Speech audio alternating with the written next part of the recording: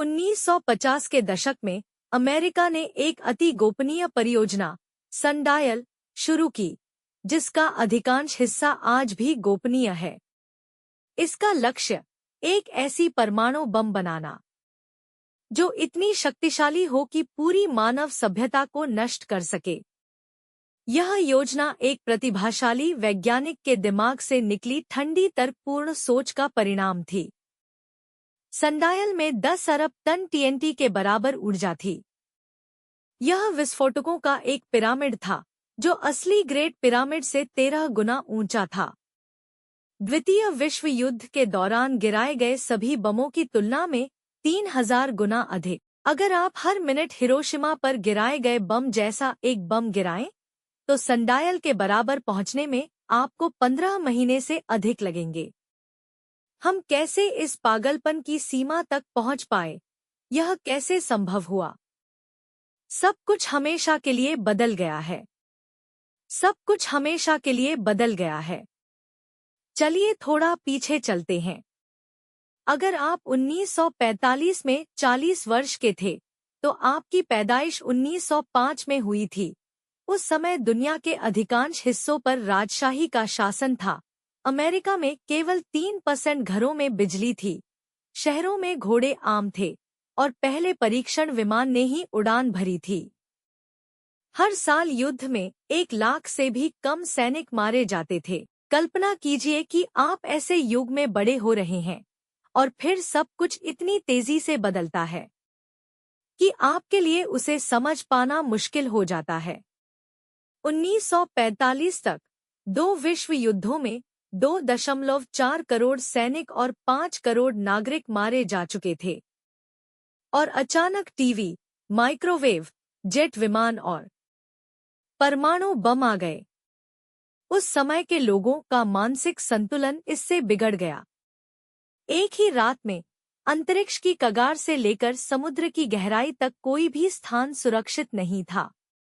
आज हमारे लिए यह समझना कठिन है कि उस समय लोगों में कितना भय बैठ गया था।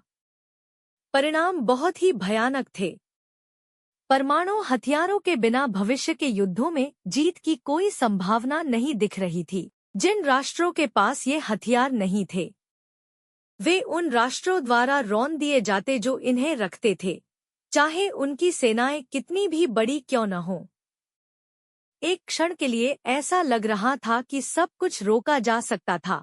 1946 में अमेरिका ने बरूच योजना, बरूच प्लान का प्रस्ताव रखा और वादा किया कि वे अपने परमाणु बम नष्ट कर देंगे, परमाणु तकनीक को दुनिया के साथ साझा करेंगे और एक अंतर्राष्ट्रीय संस्था बनाएंगे जो सुनिश्चित करेगी कि कोई भी देश फिर कभी ऐसे हथियार न बनाए। लेकिन परमाणु बमों का सैन्य लाभ इतना बड़ा था कि कोई भी उसे छोड़ना नहीं चाहता था। सिर्फ 3 साल बाद सोवियत संघ ने अपना पहला परमाणु बम विस्फोट किया। इसने सबको पूरी तरह से चौंका दिया। सोवियत अमेरिका से दशकों पीछे नहीं थे, बल्कि वे अब बराबरी पर आ गए थे। आश्चर्य जल्द ही भय में बदल गया, और भय लोगों से पागलपन करवाता है। युद्ध की परिभाषा और इसे जीतने के तरीके की सोच एक पल में ही उलट गई। एक ऐसी दुनिया में जहां दुश्मन आपके सैनिकों को पार करके आपके शहरों को भाप बना सकता है, एकमात्र उत्तर था एक ऐसा परमाणु भंडार जो और तेज और अधिक शक्तिशाली हमला कर सके। परमाणु हथियारों की दौड़ शुरू हो गई। 1946 में दुनिया में केवल 9 परमाणु बम थे। 1950 तक यह संख्या 300 हो गई। 1960 तक यह 20,000 तक पहुंच गई। किसी हद तक यह दौड़ बेहद मूर्खतापूर्ण थी। एक महाशक्ति एक नया शक्तिशाली बम बनाती और उसे विस्फोटित करती, फिर दूसरी ओर से कोई और अधिक शक्तिशाली बम बनाकर उसे उड़ा दिया जाता, और यह सिलसिला यूं ही चलता रहता।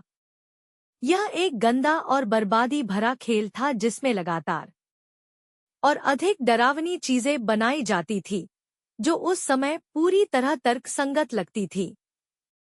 महाशक्तियों ने खरबों डॉलर खर्च किए और हजारों सबसे बुद्धिमान लोगों को यह दिखाने में लगाया कि वे मानवता को कितनी आसानी से नष्ट कर सकते हैं। भय का जवाब और भी भयानक चीजों से दिया गया, और एक आदमी था जिसे बुरे सपनों को हकीकत बनाना आता था। लेकिन अगर हम मानवता को और भी ज्यादा नष्ट कर दे तो? लेकिन अगर हम मानवता को और भी ज्यादा जोर से नष्ट कर दे तो? एडवर्ड टेलर एक प्रतिभाशाली हंगेरियन सैद्धांतिक भौतिक विज्ञानी थे। वे पहले लोगों में से एक थे जिन्होंने यह समझा कि यूरेनियम में फिशन चेन रिएक्शन एक बम बना सकता है, और उन्होंने इसे बनाने में मदद भी की। लेकिन टेलर के लिए ये बम पर्याप्त शक्तिशाली नहीं थे। वे सुरक्षा के लिए किसी भी कीमत को चुकाने को तैयार थे, और अधिक सुरक्षित होने, कम डरने के लिए उन्होंने जोर दिया कि और भी बड़े बम ही इसका उत्तर हैं। यह विचार 1950 के दशक में भी काफी चरमपंथी था, और कई वैज्ञानिक उनकी सोच से चकित और परेशान थे। लेकिन टेलर को इसकी कोई परवाह नहीं थी। वे लगातार डरे हुए राजनेताओं पर दबाव बनाते रहे कि वे और अधिक विनाशकारी परमाणु हथियारों को हरी झंडी दें। और उनके लिए सौभाग्य की बात थी कि उनका समय बिल्कुल सही था।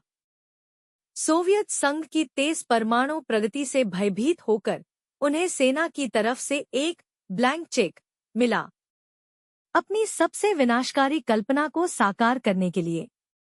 उन्हें इसे हकीकत बनाने में कुछ ही साल लगे। Hydrogen bomb. हाइड्रोजन बम इतना शक्तिशाली होता है कि उसे ट्रिगर करने के लिए एक सामान्य परमाणु बम की आवश्यकता होती है। यह मूलतः एक न्यूक होता है। पहला चरण, जिसके बगल में एक फ्यूजन ईंधन का कैप्सूल होता है। दूसरा चरण, जो सीसे जैसे भारी पदार्थों से घिरा होता है। जब परमाणु बम विस्फोट करता है तो वह अत्यधिक मात्रा में एक्सरे छोड़ता है, जो कैप्सूल पर केंद्रित किए जाते हैं। कैप्सूल की बाहरी सतह फटती है और अंदर की ओर इतनी जोर से दबाव बनता है कि कुछ क्षणों के लिए वह एक तारे जैसा व्यवहार करता है।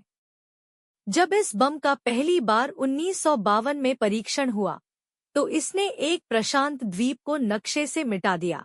2 साल बाद टेलर ने इससे भी बड़ा बम टेस्ट किया, जो हिरोशिमा बम से 1000 गुना ज्यादा शक्तिशाली था। दुनिया भय के मारे कांप उठी। इतने शक्तिशाली हथियारों के साथ युद्ध अब जीतने की बात नहीं रह गई थी, बल्कि पूरी मानवता के विनाश की वास्तविक संभावना बन चुकी थी। टेलर ने इसका जश्न मनाया। सिर्फ 2 सालों में उन्होंने अमेरिका कोडोट ऐसे वॉरहेड्स बनाने की क्षमता दे दी जो 100 गुना ज्यादा शक्तिशाली थे। उन्होंने परमाणु अग्नि को देवताओं से चुराया था और ब्रह्मांडीय आतंक को जगा दिया था। लेकिन फिर भी वे मानते थे कि यह पर्याप्त नहीं था। उनका सपना था एक ऐसा बम बनाना जिसकी शक्ति लगभग असीमित हो। और एक बार फिर समय उनके पक्ष में था। जब सोवियत संघ ने अपना खुद का हाइड्रोजन बम विस्फोट किया तो भय की एक नई लहर फैल गई। यहीं से शुरू होती है वह अति गुप्त परियोजना, सनडायल। वह बम जो सभी अन्य बमों को बेकार कर दे। अंतिम बम, द फाइनल बॉम्ब। टेलर सीधे अंतिम चरण पर कूद गए, परमाणु हथियारों की दौड़ का अंत। वे एक ऐसा बम बनाना चाहते थे जो पूरी दुनिया को नष्ट कर दे। कुछ इतना ज्यादा विनाशकारी, इतना डरावना कि उसे देखने के बाद आगे खेल जारी रखना ही बेमतलब लगने लगे। इससे जुड़ी अधिकांश जानकारी आज भी गोपनीय है, लेकिन जो कुछ भी हमें पता है वह खुद में भयावह है। इस पर वास्तव में काम शुरू हो चुका था और परीक्षण की योजनाएं बन चुकी थी। सनडायल कोई ऐसा वॉरहेड नहीं था जिसे किसी बॉम्बर में लादकर दुश्मन पर गिराया जाता। नहीं, यह एक बैकयार्ड बम होता। आखिर अगर एक बम पूरी दुनिया को नष्ट कर सकता है तो उसे कहीं ले जाने की क्या जरूरत? दुश्मन के पास ले जाने की कोई जरूरत नहीं थी। आप इसे बस अपने देश के पिछवाड़े में ही रख सकते थे। शायद इसे देश के केंद्र में लगाया जाता या किसी दूरदराज द्वीप पर या किसी जहाज में रखा जाता। हमें यह नहीं पता कि असली योजना क्या थी, लेकिन यही बात दिखाती है कि यह हथियार कितना पागलपन भरा था और टेलर को भी पूरी तरह पता था कि वे क्या प्रस्तावित कर रहे हैं। उनके अनुसार इसका तर्क था अंतिम डर। अगर तुमने हम पर या हमारे सहयोगियों पर हमला किया तो हम पूरी दुनिया को ही नष्ट कर देंगे। तकनीकी स्तर पर उनका विचार इतना जटिल भी नहीं था। यह संभवतः किसी प्रकार का न्यूक्लियर मैट्रियोश्का डॉल बम के अंदर बम होता। सच में चौंकाने वाली बात तो यह थी कि उन्होंने इस विचार को हकीकत बनाने की कोशिश भी की। जो हमें पता है उसके अनुसार सनडायल का वजन कम से कम 2000 टन होता, यानी एक 250 मीटर लंबी मालगाड़ी जितना भारी, और इसका विस्फोट कम से कम 10 अरब टन टीएनटी के बराबर होता। एक ऐसा आंकड़ा जो इतना बड़ा है कि उसका मतलब ही समझ से बाहर है। तो चलिए इसे थोड़ा दृश्य रूप देते हैं। मान लीजिए कि इसे नेवादा में विस्फोट किया गया। मानवता ने कभी इसके आसपास भी कोई चीज नहीं चलाई, इसलिए यह सबसे सटीक अनुमान है जो हमने विशेषज्ञों के साथ मिलकर तैयार किया। एक पल के लिए शुद्ध ऊर्जा का गोला उत्पन्न होता है जो 50 किलोमीटर तक फैला होता है, दृष्टिगोचर क्षितिज से भी बड़ा। यह प्रकाश की गति से जलती हुई गर्मी छोड़ता है। 400 किलोमीटर के दायरे में हर चीज, पेड़, घर, इंसान, तुरंत जलकर राख हो जाते हैं। ऊर्जा इससे कहीं आगे तक जाती है, लेकिन विस्फोट इतना बड़ा है कि धरती का क्षितिज उससे दूर मुड़ जाता है। आसपास के रेगिस्तान कांच के मैदान बन जाते हैं। फिर आती है ब्लास्ट वेव, ध्वनि तरंग। विस्फोट के ऊपर का वायुमंडल इतनी जोर से बाहर फेंका जाता है कि वह अंतरिक्ष में पहुंच जाता है। रिक्टर स्केल पर 9 तीव्रता का भूकंप पूरे अमेरिका को हिला देता है और विस्फोट की आवाज पूरी दुनिया में गूंजती है।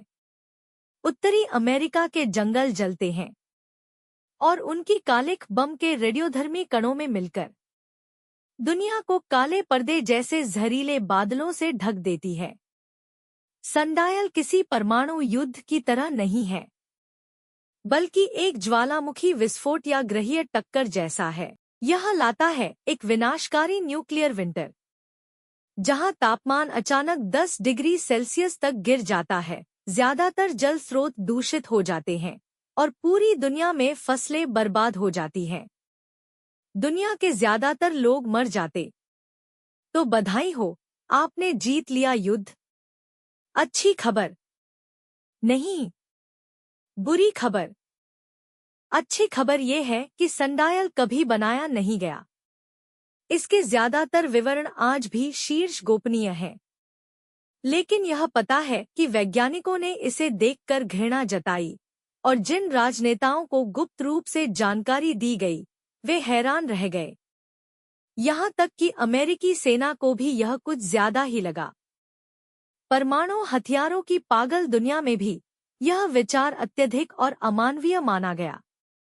इसमें एक और बड़ी समस्या थी।